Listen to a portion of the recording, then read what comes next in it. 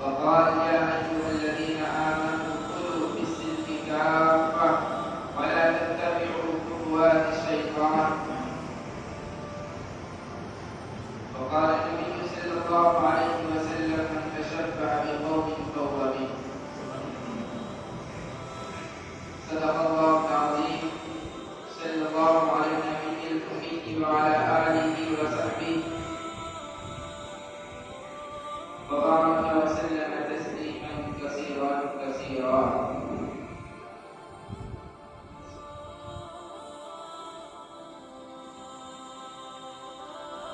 محترم عزیزوں، دوستوں اور دینی بھائیوں،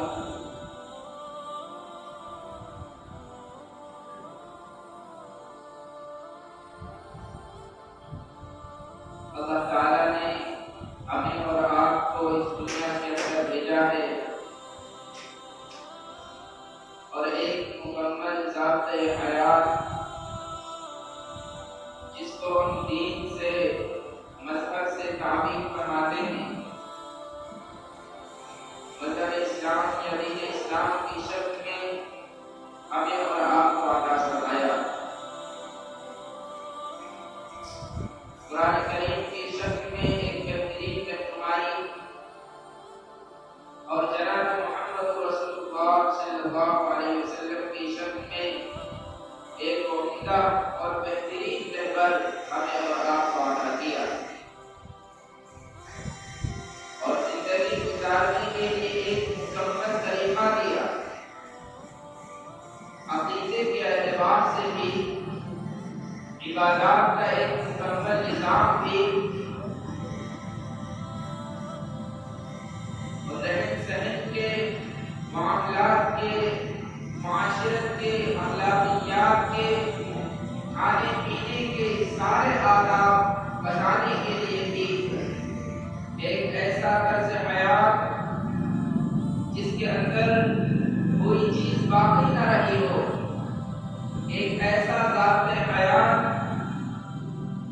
جس میں کوئی چیز ناقص اور ادھوری نہ ہو، زندگی گزارنے کا ایک ایسا قانون جس کے اندر کسی طرح کی کوئی کمی یا بیشی نہ ہو، وہ رب العالمین نے ہمیں اور آپ کو عطا کیا ہے مذہب اسلام کی شکل میں.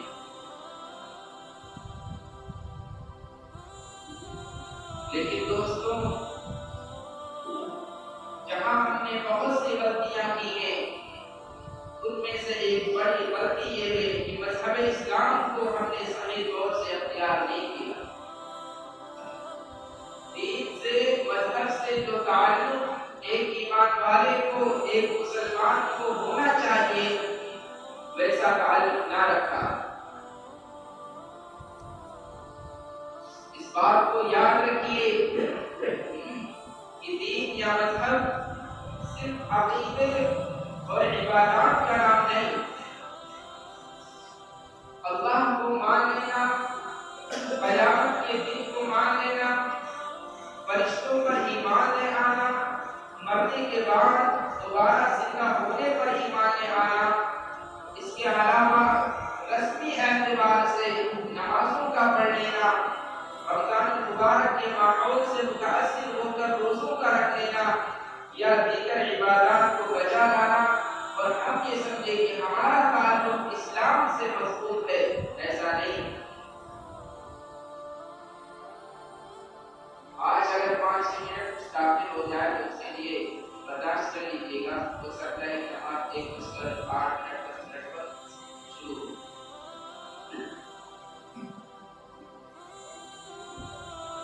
عزیزو دوستوں، میں نے جیسا شروع میں ذکر کیا کہ مذہب کہا جاتا ہے ایک مکمل نظام زندگی کو، ایک ایسا قانون، ایک ایسا ضابطہ جس کے اندر ہر چیز کی پوری رہنمائی موجود ہو. مذہب اسلام نے عزیزو دوستوں انسانوں کے سامنے ایک مکمل قانون حیات پیش کیا ہے، ایک مکمل نظام زندگی پیش کیا. اس کے اندر اس کا ایک خاص لباس ہے، اس کے اندر اس کا ایک خاص وضاحت ہے، ایک خاص رہن سہن ہے، چال چلن ہے، اسٹائل ہے، تہذیب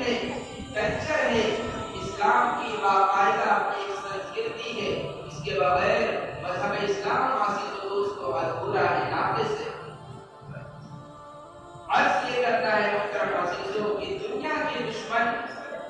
مذہب اسلام کے دشمن وہ یہ چاہتے ہیں کہ انسانوں کو، ان مسلمانوں کو ان کے مذہب سے دور کر دیں۔ ایسے موقع پر وہ عمومی طور پر عقیدے پر وہ ڈائریکٹ حملہ نہیں کرتے، وہ آپ سے آ کر یہ نہیں کہتے کہ آپ ایک اللہ کو ماننا چھوڑ دو۔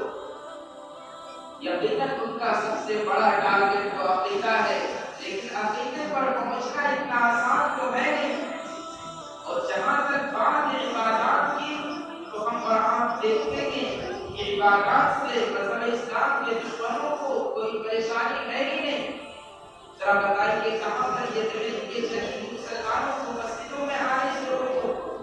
کہاں کسی نے یہ شور مچایا کہ ان کو روزے نہ رکھنے دو، کب کسی نے کسی سے یہ کہا کہ ان کو حج میں جانے سے روکو؟ معلوم یہ ہوا کہ عبادات سے مذہب اسلام کے دشمنوں کو کوئی سرکار نہیں۔ وہ نمازوں سے روکنے کے لیے، روزوں سے روکنے کے لیے، زکات سے روکنے کے لیے، صدقے سے روکنے کے لیے، خیرات سے روکنے کے لیے، حج سے روکنے کے لیے، اس کے لیے باقاعدہ کوئی نظام نہیں چلاتے، کوئی تحریک نہیں چلاتے، کسی سے کہتے نہیں، کوئی شور نہیں مچاتے۔ عزیز دوستو، وہ اسلام کے کلچر کو توڑنا چاہتے ہیں، وہ مسلمانوں سے ان کے جینے کا خاص نرالا طریقہ چھیننا چاہتے ہیں۔ وہ یہ چاہتے ہیں کہ ان کے پہناوے بدلیں، ان کی زندگی کے روز مرہ کی عادتیں بدلیں، ان کے آپسی گفتگو کے انداز بدلیں، اس کے اندر اسلام کی کوئی جھلک باقی نہ رہے۔ ان کے آپسی پروگرام، ان کے شادی بیاہ، ان کے رسم و رواج، ان کے بول چال، ان کا رہن سہن، ان کا طور طریقہ، ان کا ڈھنگ، ان کے چلنے پھرنے کا نرالا انداز نہ ہو، وہ ہم میں اور آپ میں اور دنیا کے تمام انسانوں میں یہ گھل مل جائے۔ دیکھنے کے اعتبار سے ان کے اور ایک دوسرے کے درمیان کوئی فرق نہ ہو۔ ایک ویسٹرن کلچر کا نمائندہ اور ایک مسلم شخص، ایک اسلام کا علم بردار دیکھنے کے اعتبار سے ان میں کوئی فرق نہ ہو۔ بھلے ہی یہ مسجد کے اندر یہ پنکھا آئے، لیکن اس کا پہناوا ذرا بدلا ہو، اس کا طور طریقہ ذرا جدا ہو، اس کے چلنے پھرنے کا انداز ذرا الگ ہو، یہ بالکل تمام لوگوں کے اندر مل جائے اور ان کے درمیان کوئی فرق نہ ہے۔ اس لیے عزیز دوستو، یہ سمجھیے کہ دشمن اسلام کو آپ کی عبادات سے، آپ کی نمازوں سے، آپ کے ذکر سے، آپ کی تلاوت سے، آپ کی دعاؤں سے ان کو کوئی پریشانی نہیں۔ ان کو اگر پریشانی ہے تو اسلام کے خاص لباس سے، اسلام کے خاص کلچر سے، اسلام کے خاص تہذیب سے، اسلام کی سنسکرتی سے، اسلام کے دیے ہوئے شادی بیاہ کے نظام سے،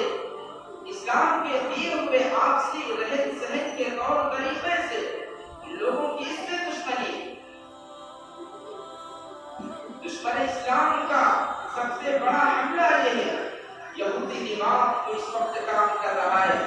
اور اس نے تمام کی تمام دنیا کو اپنے کنٹرول کے اندر کیا ہوا ہے۔ اس کا سب سے بڑا مشن یہ ہے کہ انسانوں کے تمام مشقوں کو ایک سانچے کے اندر ڈال دیا جائے۔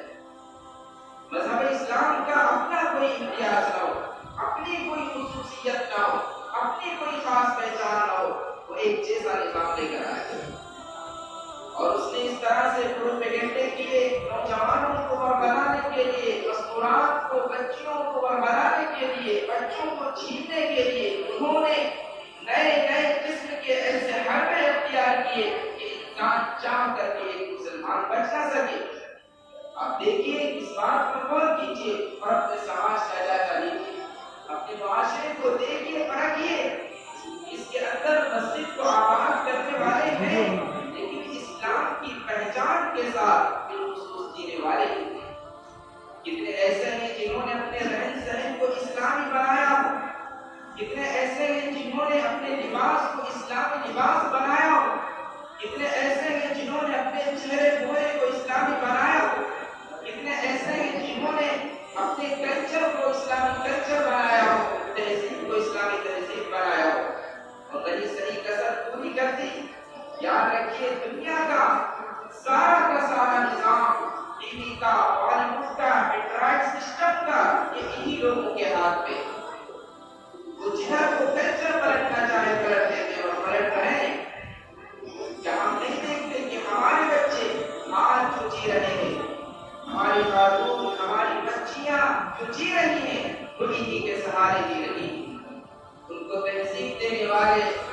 کو اسٹائل دینے والے یہی لوگ ہیں جو مختلف فلموں کے اندر،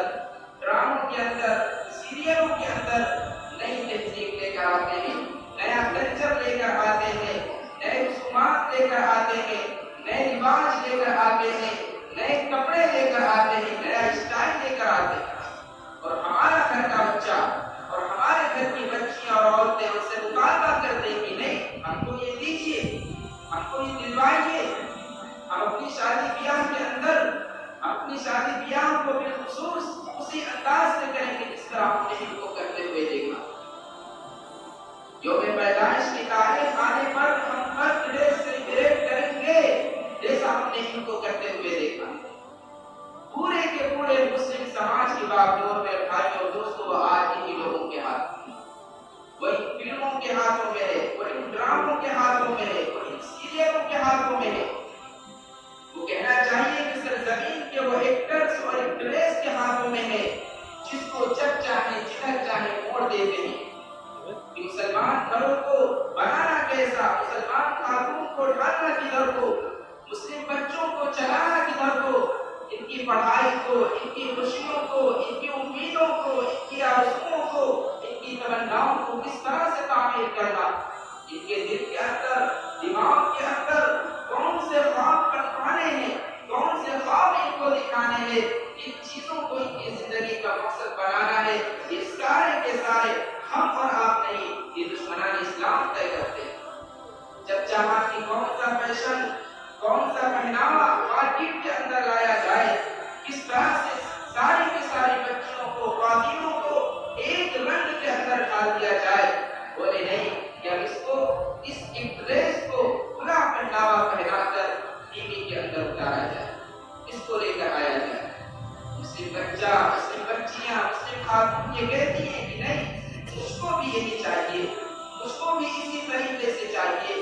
مجھ کو بھی اپنی شادی بیاہ کے اندر اسی طرح کی رسمیں چاہیے جس طرح اللہ کو دیکھا۔ تو آئیے میرے بھائیوں اور دوستوں، بہت افسوس کے ساتھ یہ بات کہنی پڑتی ہے کہ آج کل کے مسلم بچوں کے جو نام رکھے جا رہے ہیں، جو نام رکھے جا رہے ہیں، اس کے اندر کسی صحابی کا، صحابی جان کا، کسی بزرگ کا، کسی نبی کا، کسی پیغمبر کا، کسی بڑے اللہ والے کے نام کا کوئی معنی نہیں۔ اب نام وہ رکھے جا رہے ہیں جو کسی فلم کے اندر کسی ہیرو کا ہو، جو کسی ڈرامے کے اندر کسی بچے کا ہو، کسی سیریل کے اندر کسی خاتون کا ہو۔ اب وہ نام عام طور سے معاشرے کے اندر چل رہے ہیں۔ یہ دشمن اسلام کا حربہ ہے۔ اسلام کو ان کی زندگیوں سے ایسے ختم کرو۔ یاد رکھیے، جب ایک مسلمان کی اپنی پہچان نہ رہے گی، اس کے دل کے اندر سے اسلام کے تشخص کا، اسلام کی خاص علامتوں کا ایک طرح سے اعتبار ختم ہو جائے گا، پھر وہ عبادات پر بس نہیں کرے گا، وہ عقیدے سے بھی ہاتھوں میں ہے۔ پھر اس کے لیے خدا، رسول، قیامت، حشر، تقدیر، یہ ساری کی ساری عبادات بے معنی ہو کر رہ جائیں۔ اسی لیے آپ صلی اللہ علیہ وسلم نے فرمایا، من تشبہ بقوم فہو منہ، کہ جو شخص جس کی طرح بنے گا وہ قیامت کے دن انہی میں اٹھایا جائے گا، انہی میں سے شمار کیا جائے گا۔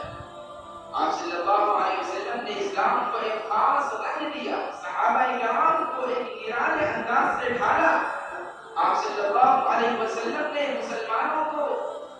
جو طرز حیات دیا، جو زندگی گزارنے کا طریقہ دیا، وہ تمام قوموں سے بالکل الگ دیا۔ انہیں خاص ہے ترغیب میں قوم رسول ہاشمی، اس پیغمبر کی ساری ملت اور اس پیغمبر کی ساری امت یہ عام لوگوں کی طرح نہیں، اس کی ہر چیز جدا، اس کی گفتار جدا، اس کا کردار جدا، اس کا کردار جدا، اس کی کہنا چاہیے اسٹائل الگ، اس کے بال الگ، اس کے کپڑے الگ، اس کی تہذیب الگ، اس کے کلچر الگ، اس کا کھانا پینا الگ، اس کے مسجد کے ڈیزائن الگ، ہر چیز الگ۔ ایک موقع پر آپ صلی اللہ علیہ وسلم کے سامنے فارس کا ایک وقت آیا، کچھ لوگ آئے اور ان کے چہروں پر داڑیاں نہیں تھی۔ آپ صلی اللہ علیہ وسلم نے حکم دیا کہ دیکھو داڑیاں رکھا کرو، اس لیے کہ مسلمانوں کی خاص علامت یہ ہے کہ وہ تمام لوگوں سے جدا۔ آپ صلی اللہ علیہ وسلم نے حکم دیا کہ اسلام کے خلاف ساری کی ساری قومیں یہ اپنے چہروں پر داڑیاں نہیں رکھتی، مونچھیں بڑھایا کرتی ہیں، تم ان کی طرح مت کرو، تم اپنا اسٹائل ان سے الگ رکھو، اپنی خوشی کا دعا اور داڑھی بڑھاؤ۔ ایک مرتبہ آپ صلی اللہ علیہ وسلم کو یہ جب معلوم ہوا کہ یہودی لوگ یہ افطار کے اندر داخل کرتے ہیں، یہ جلدی افطار نہیں کرتے، آپ صلی اللہ علیہ وسلم نے حکم دیا کہ نہیں، افطار جلدی کرنا چاہیے، ان کو ان کی طرح نہیں بننا، ان کو ان سے الگ ہونا ہے۔ ماہ عشر محرم کے بارے میں آتا ہے کہ یہودی لوگ پہلے سے ایک روزہ رکھتے آ رہے تھے، آپ صلی اللہ علیہ وسلم کو جب معلوم ہوا تو انہوں نے 2 روزوں کا حکم دیا تاکہ ان کی مشابہت نہ ہونے پائے۔ اور آج دیکھ لیجیے نوجوان